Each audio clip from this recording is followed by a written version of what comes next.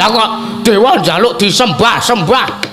Dewa njaluk disubya-subya, maka kula niku nyuwune karo Gusti Kengakarya jagat. Lah lantaran sing ngabulke panjenengan merga sing kagungan pelem pertangga jiwa kalih jambu dipun nirmala niku mung panjenengan. Lah kok panjenengan mboten maringke kalih kula niku lara ati kula. Iya Manik Maya, ha. Kowe iki kepiye to? Kurang piye lehku ngalah karo kowe?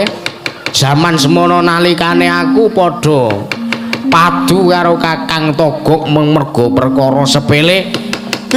Aku karo Kakang Tejamaya ya Teja Mantri kok kandhake karo bapak ya Sang Hyang Tunggal. Nek aku rebut kalungguhan bakal lungguh dadi nalendraning para dewa. Tumuli aku ngalah, aku nguntal gunung sisih wetan lan Kakang Tejamaya nguntal gunung sisih kulon. Ngasih ke anakku dadi kaya ngene, ngasih aku medhun ning jagat. Lah kok anakku Bagong meng arep njaluk buah loro kok ora tok penehi. Kang Nayantaka, Kakang Semar Badranaya, kula nyuwun pangapunten. Sewu-sewu kalepatanipun ingkang rayipun Manik Maya tadah wadana Kakang Nayantaka. Wondene paduka Kakang Nayantaka ndika animbali dhumateng praptanipun ingkang rayipun Manik Maya wonten ing padukuhan Pringapus Kakang Nayantaka. Manik Maya sing gedhe pangapuramu ya. Dene aku wani nimbali utawa ngrawuhke karo kowe eneng padukuhan Pringapus kene.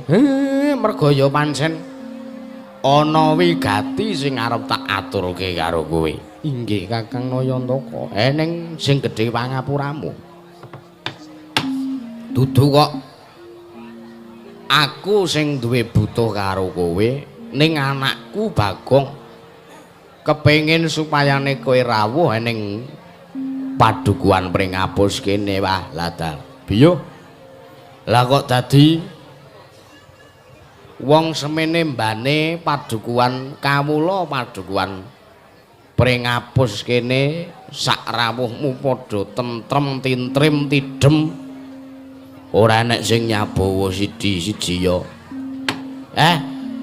Nek ngono langsung bae karo sing kawogan Manik Maya. Inggih Kakang Bagong. Non. Apa kita kang mbutuhke kelawan nulun? Kita ki sapa, Pak? Kita ki kowe. Aku kita. Iya. Nggih. Pukulun pancen leres. Kita ingkang butuh kelawan Dika Ulun. Bagong, non, aja kanthi kaya mangkono. Dewa kuwi yen nyebut kowe mawi basa kita, nanging yen nyebut aku nganggo basa ulun. Oh, ngaten. Iya, maju mrene nggih. Wah, kok beda karo wong-wong liyane ya, Pak? Beda piye? Malak iki, malak piye? Liyane tangane loro kok iki papat. Ya ben kok ya selane ora. Iki wah iki mesti nek bojone pirang-pirang iso ngloro-ngloro iki. Lambemu ora kuwi dewa. Bagong kita aja sak geleme dhewe matur kelawan ulun. Mboten pukulun. Wah. Lembune sae. Iya. Lemosin apa majer niku? Napa metal? Metal kok metal. Aja ngawu gawar ngawur iki titian ulun ya lembu andine. Oh, lembu andine. Nek ngono wedok. Iya. Wah. Tumpakane wis sapi wedok. Ha iya, dewa kangge. Kok mboten dingge korban wingi pukulun urbuya. Mergo pancen iki titian ulun pribadi. Uga titiane para dewa. Oh, nggih, nggih. Ngapunten, ngapunten. Bagong, non. Ana wigati apa dene kita ngrawuhke kelawan panjenengan ulun.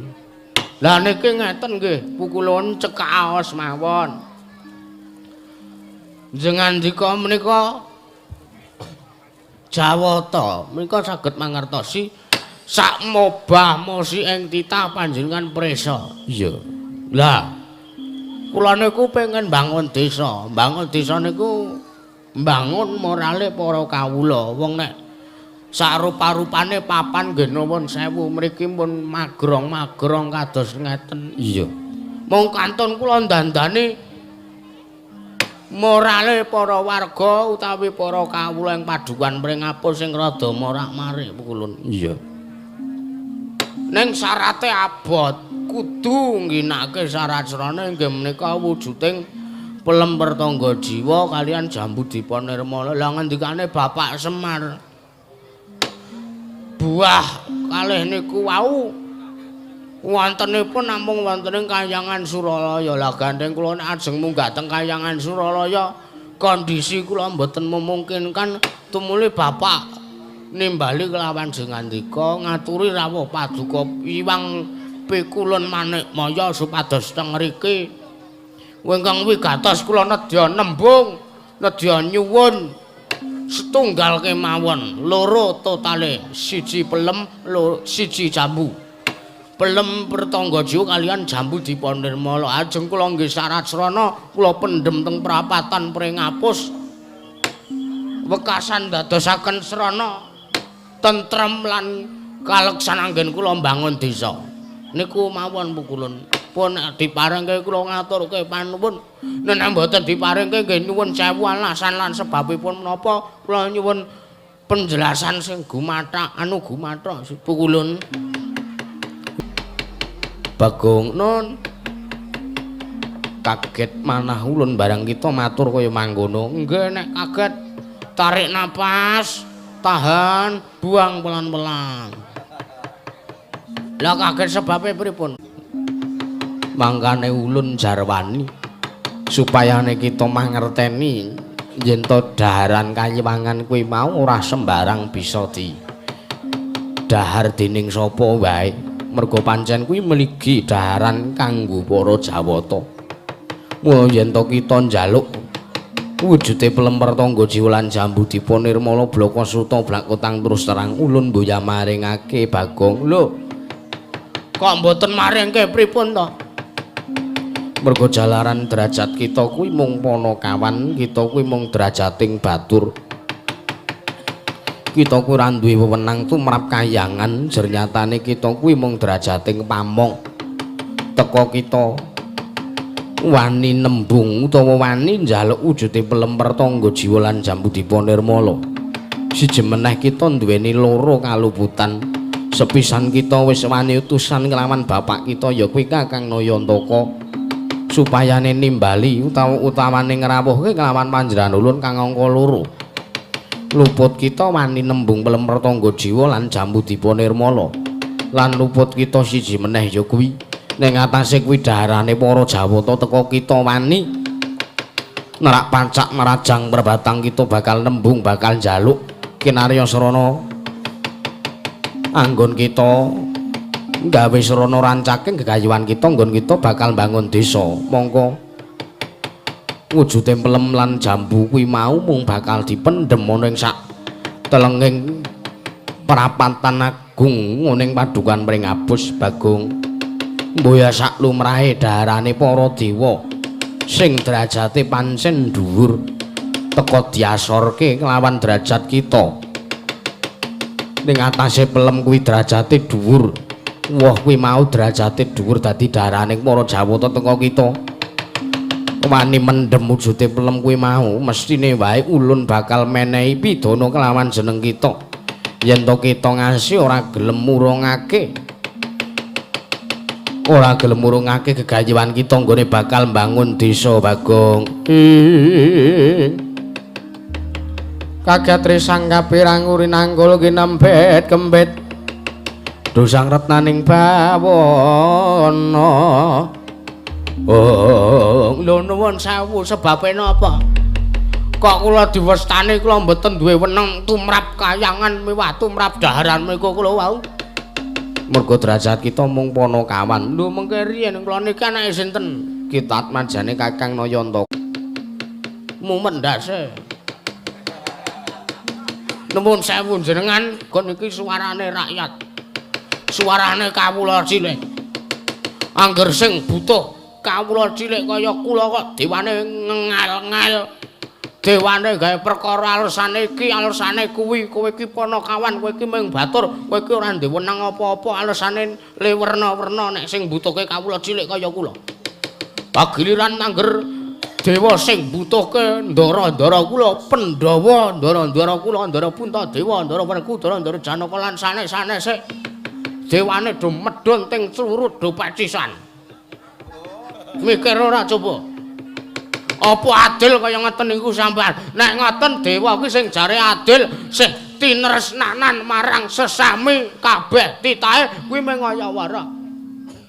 Bagong kita aja wani lawan panjenengan ulun niki ora wani niki kula matur niku tesih mawi unggah-ungguh basa ingkang trep lan ingkang jangkep.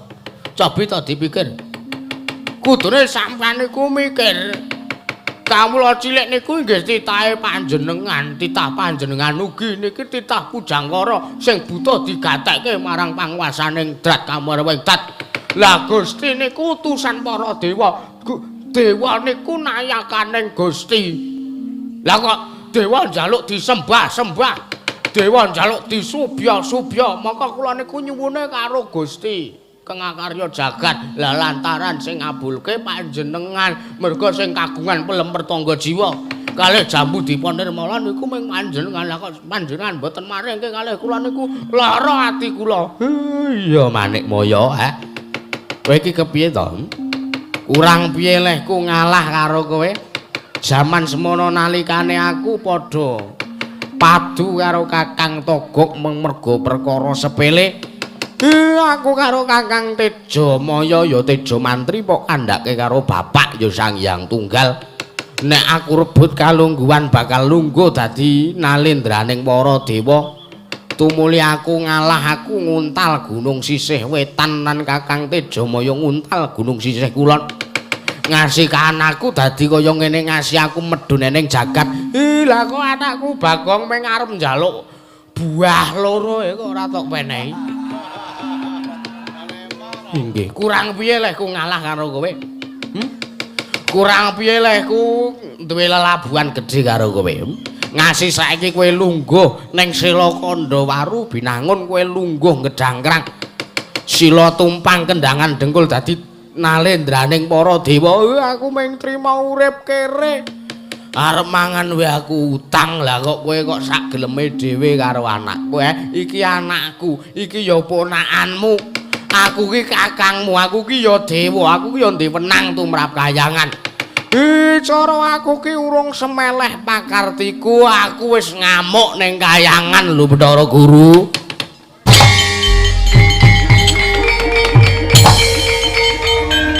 Lho.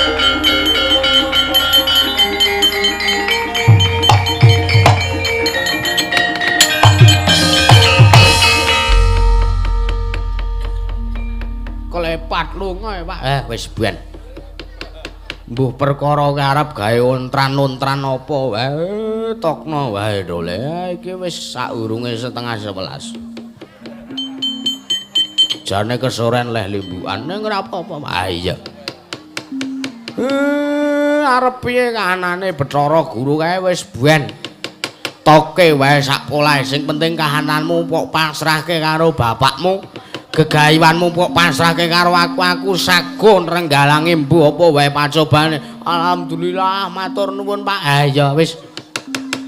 Kae Jagawa kahanan padukuanmu aku tak munggah ning sanggar pelanggatan mergo iki wis wancine sengenge lengser saka tengah mengulon role wis bedhug 29. Aku tak manembah mangersaning Dat Kamarwing Dat jaganan kanan padukuan mring apus role.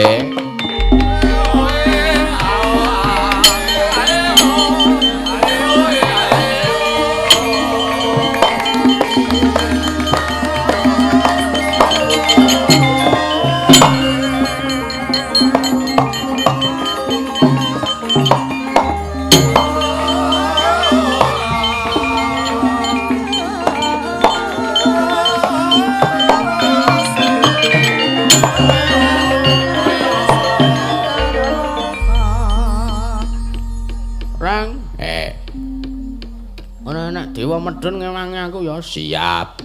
Terus Bela aku ya terus wis santai wae tak belani heeh. Mbah iso perang ora aku karo dewa-dewa jare sekti ampuh. Ayo mesti kaya dewa kok. Heeh. Bapak neng musola. Ya. Ayo jaga tunggu kanan pring apus. Ayo dole heeh mbok menawa engko nek limbukane wis lekas. Ya. Ditunggu kanan neng padukuan pring apus. Ayo wis tak dereke. Ayo Gong tak dereke Gong.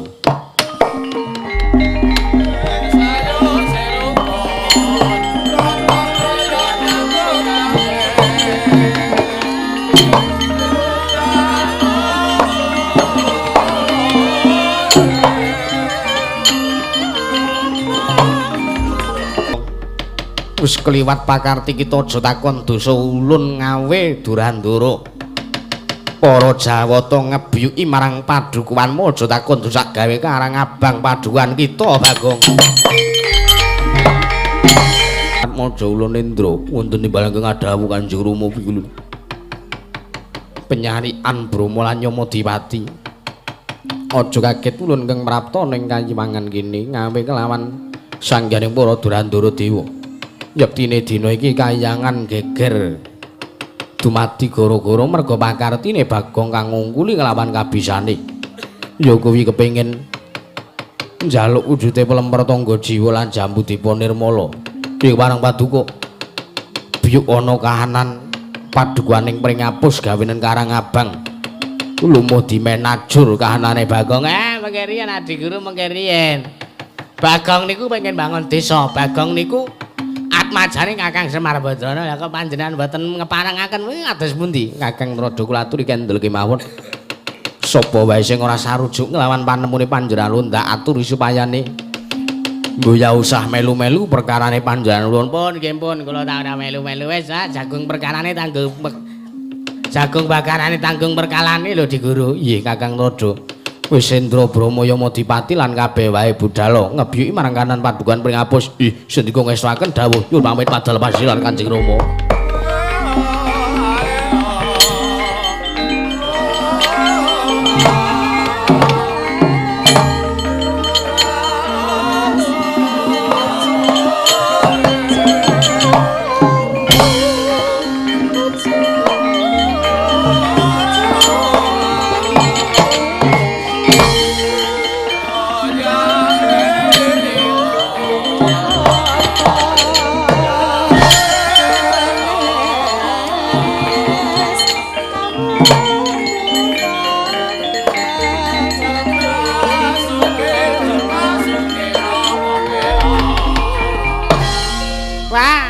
Sang Maruda yang pak mangkuk bolong kali sedih sapa sing gawe nangka basak digapiak kari betone.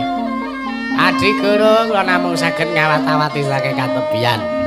Lha mung saged nyumurupi saking katebian kula mboten ajeng melu-melu perkawis menika Adi Guru. Bagong iki jan bocah sing jujur.